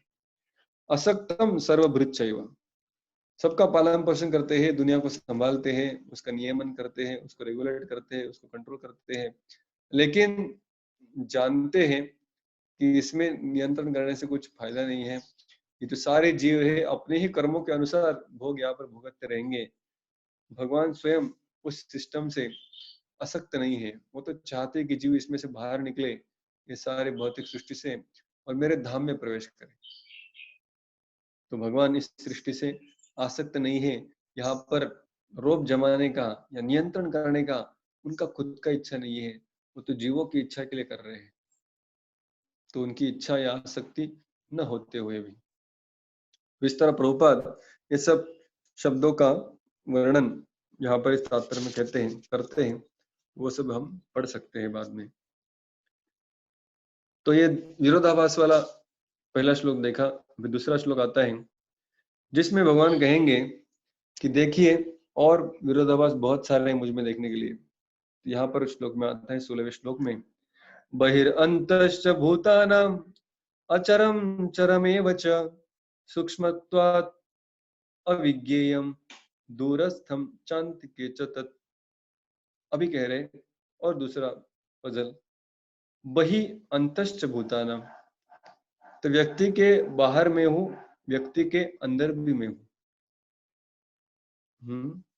दूरस्थम च अंतिके च तत्, व्यक्ति से बहुत दूर भी मैं हूँ लेकिन बहुत पास में भी मैं हूँ। ऐसे बहुत सारे सॉन्ग हमें याद आते हैं, बॉलीवुड के भी कई सारे सॉन्ग ऐसे लोग लिखते हैं कि हम कितने पास है फिर भी कितने दूर है, हम मिले हैं फिर भी नहीं मिले हैं। तो भगवान एक्चुअली कह रहे हैं ये सारे वर्णन मेरे हैं, परमात्मा के हैं, कि मैं बाहर भी हूँ, मैं अंदर भी हूँ, मैं दूर भी हूँ लेकिन पास में भी हूँ। प्रभु उसको लिखते हैं, परम सत्य सर्व चराचर प्राणी मात्रांच्या अंतरात आणि बाहेर आहे। ते सूक्ष्म असल्यामुळे भौतिक इंद्रियांच्या पाहण्याच्या आणि जाणण्याच्या ग्रहण शक्ती पलीकडे आहे। ते जरी अत्यंत दूर असले तरी ते सर्वांच्या जवळही आहे। तो परमात्मा हमारे सबके हृदय में है, लेकिन हमारे हृदय के बाहर दूसरे के हृदय में भी है, मतलब हमारे अंदर भी है, हमारे बाहर भी है। और सृष्टि चराचर में अणु और परमाणु में भी है, मतलब हमारे बाहर भी है, हमारे अंदर भी है। और वही परमात्मा हमारे भले ही बहुत पास में है, हृदय के अंदर ही है, किंतु अहंकार की वजह से, अज्ञान की वजह से हमारे भौतिक इंद्रियों से हम उनको देख नहीं पाते। तो भले ही पास में है लेकिन देख नहीं पाते, सुन नहीं पाते, बात नहीं कर पाते, तो दूर ही हो गए ना। तो मिले फिर भी नहीं मिले। जैसे हमने उदाहरण देखा था, राधारानी कुरुक्षेत्र में भगवान को मिली लेकिन फिर भी नहीं मिली। तो वैसे परमात्मा हमारे पास में है किंतु हमारा उनके प्रति कुछ संबंध अभी तक बना नहीं, इसलिए बहुत दूर भी है। लास्ट चीज है जो लोग देखते हैं वो है भगवान का साक्षात्कार अपने हृदय में। तब तक बाकी सारी दुनिया की चीजें देखने में उनकी आंखें लगी रहती हैं, सारे अलग अलग माइक्रोस्कोप, टेलीस्कोप, न्यूज, ये सबसे वो सारी दुनिया को देख लेते हैं, किंतु जो सबसे पास में बैठे हैं उसको देख नहीं पाते हैं, क्योंकि भौतिक चेतना है। इसलिए कहा गया बहुत पास में भी है लेकिन बहुत दूर भी है। और एक ऐसा विरोधाभास वाला श्लोक भगवान कहते हैं आखिरी में, और कहते हैं, अविभक्तं च भूतेषु विभक्तं इव च स्थितं भूतभर्तुर् च तज्ञेयं ग्रसिष्णु प्रभविष्णु च। अविभक्तम मतलब जिसका विभाजन नहीं किया जा सकता, जिसको तोड़ा नहीं जा सका, वैसे भी परमात्मा है, लेकिन साथ साथ भूतेषु विभक्तम इव च स्थितम, लेकिन टुकड़े टुकड़े करके अलग अलग लोगों के हृदय में तो वही परमात्मा बैठे हैं। तो अलग अलग तो हो गए, क्योंकि एक अंश मेरे हृदय में, एक अंश और किसी के हृदय में, सब प्राणी मात्र के हृदय में भगवान बैठे हैं। परमात्मा एक ही है लेकिन अलग अलग स्वरूप में सबके हृदय में बैठा है, इसलिए क्रॉस कनेक्शन कर सकता है, जिसको हम कहते हैं टेलीपैथी। मैं यहाँ पर कुछ सोच रहा हूँ तो सामने जिसके बारे में सोच रहा हूँ उसको पता चलता है। कैसे पता चलता है? तो कहाँ से गया वो विचार, कैसे ट्रांसफर हुआ? ब्लूटूथ से गया, इलेक्ट्रिक मैग्नेटिक वेव से गया, तो वो कैसे गया? वो परमात्मा के कनेक्शन से गया, क्योंकि व्यक्ति वही है लेकिन अलग अलग अपने रूप विस्तारित करके सबके हृदय में बैठा है। तो जिनका विभाजन नहीं किया जा सकता वो तो आध्यात्मिक है, किंतु फिर भी विभाजित होकर सबके हृदय में बैठे हैं। तो प्रभुपाद इस तात्पर्य में उदाहरण देते हैं सूरज का, और कहते हैं, जर कोणी चारी दिशेला 5000 मैलापर्यंत जाऊन विचारले की सूर्य कुठे आहे, तर प्रत्येक जण त्याला सांगेल की सूर्य त्याच्या डोक्यावर तळपत आहे। भगवंत जरी अविभक्त असले तरी ते जरूर काय विभाजित झाल्याप्रमाणे प्रतीत होतात। वैसे तो परमात्मा एक ही है लेकिन सबके हृदय में अलग अलग रूपों में विभाजित होकर भी रह रहे हैं। तर ज्याप्रमाणे तोच सूर्य अनेक लोकांना अनेक ठिकाणी दिसतो, त्याचप्रमाणे तेच श्री विष्णू हे आपल्या सर्व शक्तिमत्वामुळे सर्वत्र उपस्थित आहे। तो वही सूरज जैसे अलग अलग जगह पर दिखाई देता है, वही परमात्मा जो कि अविभक्त है लेकिन फिर भी विभक्त विभाजित होकर सबके हृदय में बटे गए हैं, ऐसा भी दिखाई देता है। दूसरा कहा गया है भूत भर्तुर च तद्गेयम ग्रसिष्णु प्रभविष्णु। अभी भर्तु यानी पालन करता, ग्रसिष्णु यानी त्रास देणारे या ग्रासणारे, मतलब जो तकलीफ देते हैं। तो भर्तु यानी पालन करते हैं, मतलब सवार लेते हैं, और ग्रसिष्णु यानी ताड़न करते हैं। प्रभविष्णु यानी वही उत्पत्ति करते हैं। तू ही सवारे तू ही बिगाड़े इस जग के सारे काम। तो ये जो भजन है उसमें भी ऐसे ही अलग अलग विरोधाभास वाले स्टेटमेंट्स दिए गए कि आप ही बनाते हैं, आप ही बिगाड़ते हैं, आप ही संवारते हैं, आप ही ताड़ते हैं। तो ये सारी चीजें तो जैसे मराठी में भी एक भजन है, विठ्ठला तू वेडा कुंभार, उसमें भी वो कहते हैं तूच बनविशी तूच ताडीसी कुरवाळीसी तूच मारिसी नकळे यातून काय घडविसी। तो ये जो भगवान है यही सृष्टि की उत्पत्ति भी करते हैं, वही सबका पालन पोषण भी करते हैं, और आखिर में वही फिर विध्वंस भी करा के लेते हैं। तो ये विरोधी गुण है, लेकिन ये परमात्मा के गुण हैं। परमात्मा भगवान का ऐसा रूप है जो इस भौतिक सृष्टि को संभाल के रखते हैं। तो भौतिक सृष्टि को तैयार करने का काम पुरुष अवतारों का है। तो पुरुष अवतार में हमने देखा तीन विष्णु हैं, जो तीनों पुरुष अवतार में आते हैं, जो इस भौतिक सृष्टि के संपर्क में जितने भी कार्य हैं वो सारे ये पुरुष अवतार ही संभाल लेते हैं। इसमें भगवान को स्वयं हस्तक्षेप करने की आवश्यकता नहीं होती। तो जैसे हमने देखा कि महाविष्णु सृष्टि बना देते हैं, प्रभ विष्णु या महाविष्णु मतलब सृष्टि निर्माण करते उत्पत्ति करता है, फिर गर्भदक्षय विष्णु ये सारे सृष्टि को और आगे जो उत्पत्ति है ब्रह्मा के द्वारा आगे कराते हैं, और फिर परमात्मा यानी क्षीरोदक्षाय विष्णु ये सारे बाकी पालन पोषण और विध्वंस ये सारे कार्य ये महाविष्णु क्षीरोदक्षाय विष्णु और गर्भदक्षाय विष्णु करते थे, खास करके क्षीरोदक्षाय विष्णु जिनको परमात्मा कहा जाता है। तो इसलिए ये भौतिक सृष्टि का निर्माण भी वही करते हैं, पालन भी वही करते हैं, ताड़न भी वही करते हैं। तो जो विभक्त भी नहीं है लेकिन फिर भी विभक्त भी है, विभाजित नहीं किया जा सकते फिर भी विभाजित होते हैं। तो इस तरह ये विरोधाभास का और एक श्लोक आया, और फिर कृष्ण कहते हैं ज्योतिषाम अपि तज्ज्योति तमसस् परमच्युते ज्ञानम ज्ञेयम ज्ञान गम्यम हृदि सर्वस्य विष्ठितम। ये परमात्मा के बारे में और भगवान आगे कहते हैं ज्योतिषाम अपि तज्ज्योति, सारे जितने भी प्रकाशमान चीजें हैं, तेजमय चीजें हैं, उन सबको वो प्रकाश और वो तेज परमात्मा ही प्रदान करते हैं। तमस्सा परम अच्युते, और उनसे ही अंधकार भी उत्पन्न होता है। जैसे भगवान कहते हैं मत्त स्मृति ज्ञानम अपोहनम च, तो हमको स्मृति और स्मृति का नाश ये दोनों भी चीजें परमात्मा की इच्छा से होती है। तो प्रकाश का भी कारण वही है, यानी ज्ञान का कारण भी वही है स्मृति का, और अज्ञान अंधकार का कारण भी परमात्मा, क्योंकि उनके सैंक्शन के बिना कुछ भी नहीं हो सकता। ज्ञानम ज्ञेयम ज्ञान गम्यम हृदय सर्वस्य विष्ठितम। अब यहाँ पर 3 शब्द आए, ज्ञान मतलब ज्ञान, ज्ञेयम मतलब जो जानने योग्य है, और ज्ञान गम्यम मतलब जिनको आखिरी में प्राप्त किया जाएगा इस ज्ञान के द्वारा। ज्ञान गम्यम जिन तक हम पहुंचेंगे इस ज्ञान के द्वारा वो भी परमात्मा ही है। तो हमको स्मृति दिलाने वाली वही है, उनको ही हम ढूंढ रहे हैं, और आखिर में उनके पास ही हमें जाना है, वो है परमात्मा। और आखिर में श्लोक आता है इति क्षेत्रम तथा ज्ञानम ज्ञेयम चोक्तम समासतः मद भक्त एतद् विज्ञाय मद भावाय उपपद्यते। तो कृष्ण फिर आगे बताएंगे कैसे भक्त ही मुझे जान सकता है। तो इसी श्लोक तक यानी 18 श्लोक तक भगवान ने परमात्मा के बारे में वर्णन किया। तो आज का हमारा मुख्य विषय ये था परमात्मा के बारे में ज्ञान।